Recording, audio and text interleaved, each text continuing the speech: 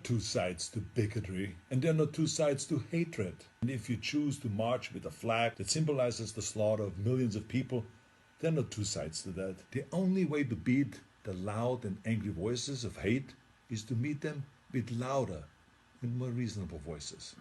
And that includes you, President Trump. In fact, as president of this great country, you have a moral responsibility to send an unequivocal message that you won't stand for hate and racism.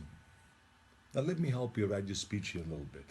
As President of the United States and as a Republican, I reject the support of white supremacists. The country that defeated Hitler's armies is no place for Nazi flags. The party of Lincoln won't stand with those who carry the battle flag of the failed Confederacy. Was that difficult? You see, I told you. I have a message to the neo-Nazis and to the white nationalists and to the neo-Confederates.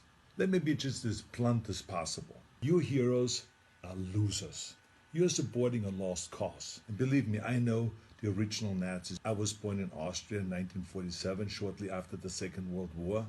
And growing up, I was surrounded by broken men who came home from the war filled with shrapnels and guilt, men who were misled into a losing ideology. And I can tell you that these ghosts that you idolize spent the rest of their lives living in shame. And right now, they're resting in hell. I know that you weren't born with these hateful views. No one is. But the truth is, it's never too late to make the choices, to learn and to evolve, and to understand that all human beings have equal value.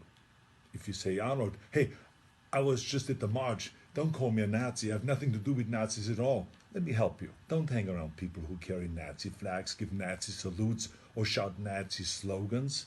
Go home. Or better yet, tell them that they're wrong to celebrate an ideology that murdered millions of people.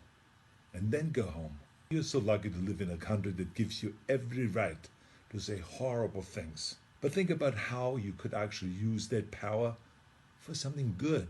Those of you who have been silent, you must also evolve. I have learned a long time ago that the only way we can really eliminate hatred is to face it head on.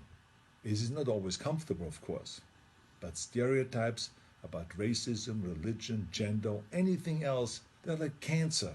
If you had a tumor, you wouldn't quietly hope that it slowly disappears. You would sap the shit out of it with all the chemotherapy and cut it out and try every experimental treatment until it was gone. But this is no different. I mean, this is a difficult time for our country, of course. But I know that if we all have the courage to do something about it and to do the right thing, we come out stronger in the end. I've already donated some money to the Simon Wiesenthal Center, named after a great Nazi hunter, who I was lucky to call a friend. And I hope that you will join me by supporting your favorite anti-hate organization. Let's all commit right now to leaving the terrible ghosts of the past in the trash heap of history. That's where they belong. Now share this video if you think that hatred has no place in America. Let's terminate hate.